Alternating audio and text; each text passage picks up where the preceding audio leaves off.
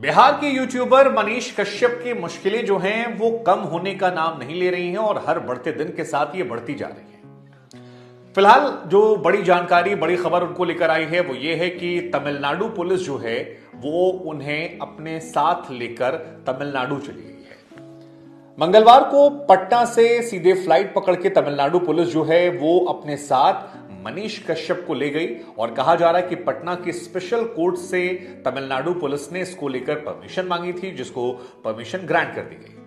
Tamil Nadu police का जो court में तर्क था वो ये था कि जितना नुकसान मनीष कश्यप ने बिहार का किया है उससे कहीं ज्यादा नुकसान उन्होंने तमिलनाडु का किया है, क्योंकि तमिलनाडु के कई इलाकों में मजदूरों ने पलायन कर लिया।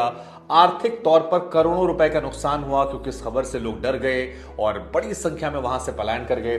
साथ ही तर्क ये भी दिया कि पुलिस ने कि तमिलनाडु की छवि को काफी बड़ा डेंट पड़ा है, वहां पर लोग आने से घबरा रहे हैं, कतरा रहे हैं, उन्हें लगता है कि यहां पर मार पिटाई या खून खराबा हो जाता है। और इन तमाम तर्कों के बाद ट्रांजिट रिमांड के लिए मनीष कश्यप को फिलहाल तमिलनाडु भेज दिया गया है।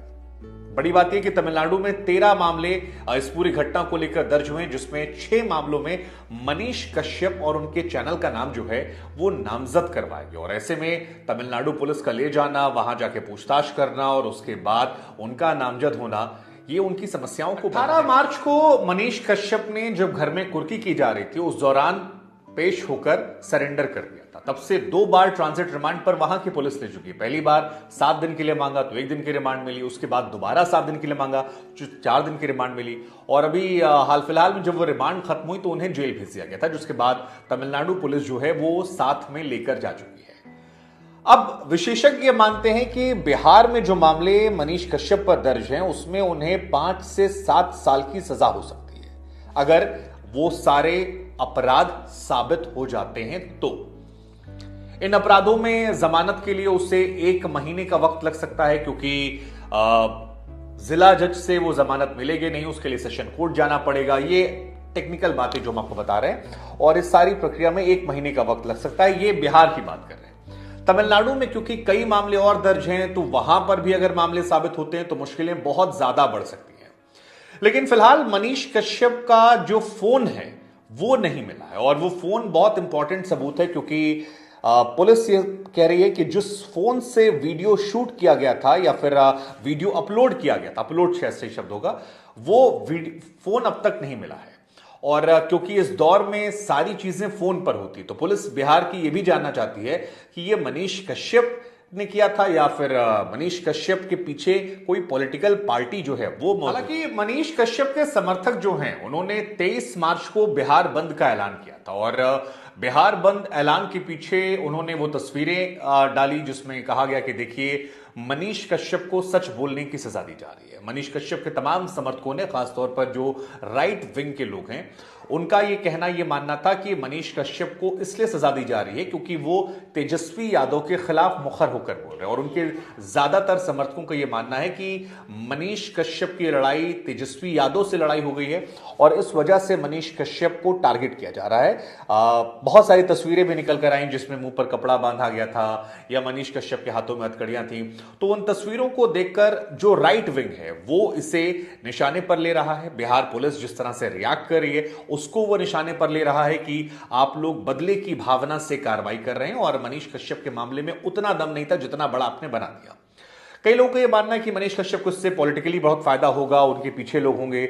बहुत तरह की चर्चाएं जो हैं वो तेज। एक वर्ग ये मान रहा है कि मनीष कश्यप को कड़ी से कड़ी सजा मिलनी चाहिए, क्योंकि जिस तरह से यूपी, बिहार और तमिलनाडु के बीच उन्होंने खाई पैदा की और क्योंकि सरकार को मजदूरों के मामले में हमेशा असहज होना पड़ता है जब भी ऐसा कोई मामला सामने आता है, बिहार से जुड़े लोगों को बाहर पीटे जाने का या बिहार से जुड़े लोगों के बाहर जलील होने का, तो फिर सरकार जो है वो वहां की बहुत ज्यादा असहज हो जाती है। और ये असहज होने की वजह भी है क्योंकि बिहार के ज्यादातर मजदूर जो हैं वो बाहर काम करते हैं और जब भी ऐसी घटना होती है तो बिहार सरकार पर यह सवाल शुरू हो जाते हैं कि आप अपने राज्य में लोगों को जीने के, खाने के, रहने के, पीने के साधन नहीं सही से मुहैया कर पाए, इसी वजह से लोग यहां से बाहर जा रहे हैं और जब वो बाहर जाते हैं तो वहां पर उनकी दुर्दशा होती है, उनके साथ पिटाई होती है और इसके लिए अगर कोई जिम्मेदार है तो वो सीधे सीधे बिहार की सरकार है। ये आरोप हर बार जब ऐसी घटना होती है तो आती है।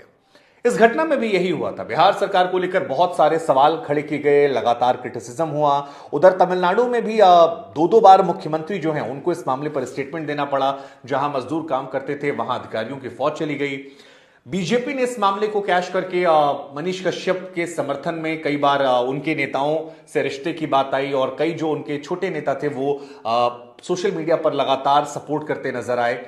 तो ये पॉलिटिकल मामला जो है ये भी बनता हुआ नजर आ रहा है। और क्योंकि मनीष कश्यप ने जाने से पहले कहा था कि तेजस्वी की कुर्सी जो है वो उखाड़ फेंकेंगे, तो वो भूरा भाल वाली थ्योरी जो है, भूरा बाल हटाना, वो भी यहां पर चर्चा के केंद्र में आ गया। और कुल मिलाकर अभी मामला जो है वो बहुत गरमाया हुआ है। हालांकि इस मामले में मनीष कश्यप की मुश्किलें लगातार बढ़ रही हैं क्योंकि एक के बाद एक एफआईआर जो है उनके नाम पर ठोकी जा रही है। पहले वो ट्विटर पे एक पोस्ट वाली एफआईआर बढ़ा दी गई थी कि देखिए अपनी गिरफ्तारी की झूठी खबर खुद ही प्रचारित कर। मनीष कश्यप के साथी जो है उन पर भी अब कठोर कार्रवाई शुरू हो गई है। नागेश और एक मणि करके कोई इनके सहयोगी हैं जो सच तक के मैनेजिंग डायरेक्टर ही बताए जा रहे थे, उन पर बिहार की आर्थिक अपराध जो इकाई है उसने कई तरह के मामले दर्ज कर लिए। मसलन दो मामले आपको बताते हैं।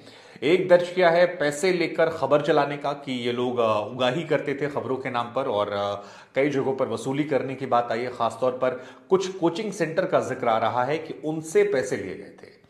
इनके समर्थक कह रहे हैं कि जो एड लिया था उसको भी अब बिहार की जो पुलिस है वो फर्जीवाड़े में दिखा दे रही है। और दूसरा मामला चल रहा है कि कंपनी को घाटा चल रहा था लेकिन ये लोग जो हैं ये काफी ज्यादा प्रॉफिट में थे और कंपनी को उन्होंने घाटे में दिखा दिया, लेकिन अपना काफी पैसा ये लोग वहां से निकाल रहे थे और आर्थिक अपराध के तहत इसको लेकर भी इन पर मामले जो हैं वो दर्ज किए गए हैं।